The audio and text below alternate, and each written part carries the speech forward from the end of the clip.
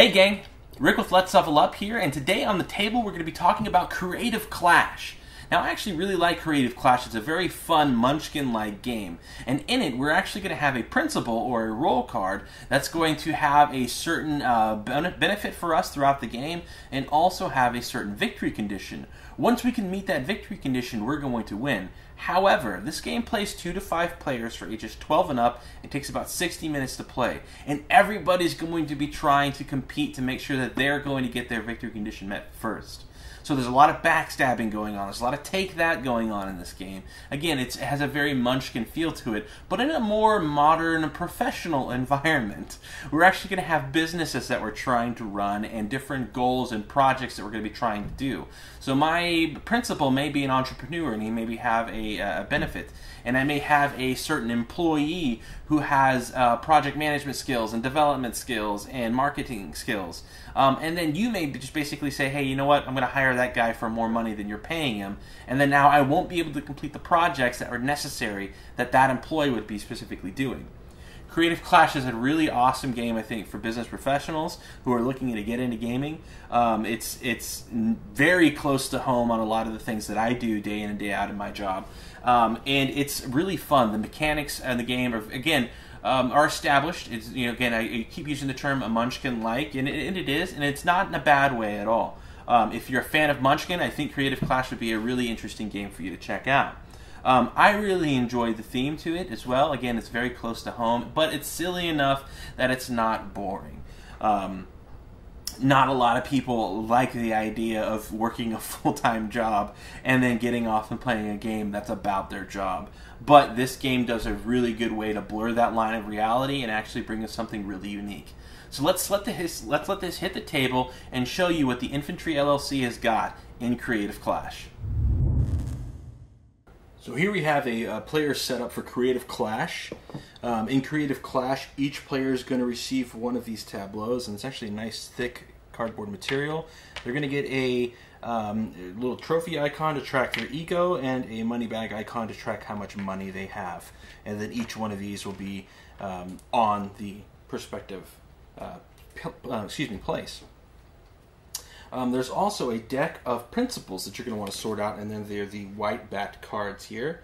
Let's go ahead and get focused on them so you guys can see what I'm talking about. So if we look over at a principal, here we have the technician. And the technician has an ego goal of 17. That's what we're going to be trying to get to. And then it also says you earn no more than 2 ego from any project you have in play. So if a project is going to award you 4 ego, the technician would actually only get a max of 2. But his ego goal is a little bit lower. For instance, the entrepreneur has an ego goal of 19. And the entrepreneur gets 2 extra coins when you play any project requiring design or development or both. Here we have the hot shot, ego goal of 24, but you draw 1 extra card during your draw cards phase. And then we have the rookie. The rookie is an ego goal of 18, and you may only play 1 project during your play cards phase. The Wonder Twins, ego goal of 21, but you get to earn an extra ego for every stuff card you have in play. And then there's the Executive. You earn 1 ego for any project that you have in play that earns less than 2 ego. And then the Idea Man. The Idea Man has an ego goal of 20, and you get to draw 3 cards during your draw cards phase. You keep only 2 as a normal, and then you discard the 3rd. So you draw 2, or draw 3 rather, keep the best of 2.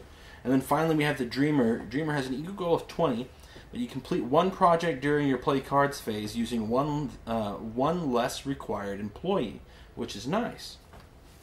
So let's say we're going to have, let's just do the technician. The technician here is going to be our principal. So when we set up, we'll set up something like this. We'll start at 3 income, and then our ego is 0. Then we'll draw up our hand, and then we'll be able to play. So you collect any income you have, you draw cards, and then you play any number of cards you want. Or you can discard any number of cards you want and draw back up to a hand of 5. Let's take a look at some of the actual cards here that are going to be really important to us. Alright, the first cards we're going to look at are stuff cards. They are green-backed cards here. Stuff cards generally is going to have a cost. It's going to cost us that much money one time, and it's also going to generally give us ego. So you can see when we get a French press, we're going to get 1 ego, but it's going to cost us $2. If we get our autobiography done, it's going to give us 3 ego. It's a lot of ego, but it's going to be pretty expensive to do that. It's going to cost us $6 to do. To actually look at some of our main income providers is the kind of quest system. These are projects. These are stuff that we're going to have to do in order to accomplish this. So here we have a blog. The blog is a level 2 project. It's going to give us $2 whenever we get this done the first time, and it's going to give us 1 ego. But it's going to require 2 employees, one of which has to have the copywriting skill in order to accomplish this. The next one we're going to talk about are the actual employees. So here we have Carl. Carl is an employee, counts as 1 employee, and costs $1 to hire. So Carl's got a little bit of flavor text there, but the thing that is really good about employees is that we're going to be able to actually attach skills to those employees. So here we have development. Now we have to pay the cost of $2 to teach somebody how to be a developer, but the development skill is going to give us $1 every turn plus 1 ego just for having him there. So we have Carl the developer, he's going to get that, now he's a developer. Now we couldn't still do our blog because we have to have another employee and another copywriting thing to finish it, but it's there. The next cards are going to be event cards, are going to be kind of interrupt cards. This first one is an example of a person. This is a consultant. You can play it immediately whenever it comes up. It says play immediately in the studio with the most coins. If tied, you decide the studio loses half of their coins, rounded down, and then you discard when finished. So this guy's going to come in, consult, and then get rid of half of somebody's money, apparently. After that, we have a couple of other events.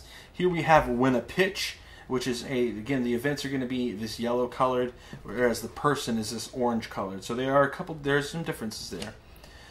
This win a pitch is going to be you gain 3 coins. You just play it and get it. And then finally, we have a cancel ability here. It says forgot to spell check. You can play this to cancel. You just play it anytime. Force a player to discard a project they just played. So if somebody completes a project, you can play forgot to spell check and completely get rid of it, thus getting rid of that ego that they may have. Ego and money is going to be constantly moving up and down on these tracks as you advance. As I spend things, my money's going to go down. As I have projects and whatnot, like the development card, it's going to cause our money to go up. This is going to go up until we finally hit, or somebody finally hits that ego goal. It's going to play, again, very similar to Munchkin, and just to show you, there are a ton of cards that come in this game. So there are so many that we didn't even look at. Creative Clash is going to bring you a lot of game in this box, and the component quality is absolutely phenomenal. I mean, I love this. So here we have another project here called Meeting. So here's Meeting. It's going to get us $2 when it completes its level 1 project, and it only requires 1 employee. So you can see some of the projects can be really easy to do, and some of the projects can be really really difficult to do, but it can give you a much bigger reward. And that's kind of a general idea of how this game is going to work. Again, if you played Munchkin, it's going to be very, very similar to something like that, but it still has a very unique theme, and it's going to be able to give you a little bit more of a corporate adult type theme to it, but still slapstick enough. There's an employee in here who is a bear, and it's really awesome. The artwork is perfect in it. But yeah, that's it for Creative Clash. Follow me now with our final thoughts. Well, that was it for the Creative Clash. I think the Infantree LLC actually has a really, really cool game on its hands. I love the artwork in this game. I love the component quality in this game. Absolutely top-notch. I think you should look into getting Creative Clash if you're a fan of Munchkin, if you're a fan of Take That games. It's very nice. If you're also a business professional who's looking to get into gaming, I think this theme may be right up your alley. Again, there's going to be a lot of inside jokes, so to speak, that you're going to get that maybe a 14-year-old kid wouldn't get, if that makes any sense. I think this game is, again, very, very beautiful. Thematically, it hits right on the head. And mechanically, it's in a very proven genre. So if you're a fan of Take That games, I think Creative Clash may be the right game for you. That being said, if you're not a fan of Take That games, if you're not a fan of Munchkin, Creative Clash may miss on mechanically, but it may be a hit for you thematically. It also may be a miss for you thematically. So I think there's a very good niche that Creative Clash is going to be able to fit in. And if you're one of those, I'd like to hear from you. So hit me up on Twitter at Let's Level Up, or just put a comment in the video below and let us know what you think of Creative Clash and what the Infantry is bringing here. Again, this is going to play for 2 to 5 players, and it's going to take about an hour to play. Of course, that's going to be extended maybe a little bit if you're playing with a full 5 players, or maybe decreased a bit if you're only playing with 2. Again, 12 and up. I've played this with my son, who's 6. He doesn't quite understand the mechanics yet of the Take That, but and the theme actually was a big miss for him. He didn't quite understand it. But ages 12 and up, I think you maybe get a good kick out of that, and that's what Infantry has recommended here. So can you take your principle and actually lead your company to victory? I don't know. Let's find out whenever you check out Creative Clash. Guys, if you like this video, please subscribe to our channel if you haven't already. Give us a thumbs up and tell your friends. That really would mean the most to us. I'd like to thank the Infantry for allowing us to take a look at Creative Clash. I really enjoy the game, guys, and I think it's definitely one that people should have on their shelves. So thank you guys so much for watching once again, and until next time, game on.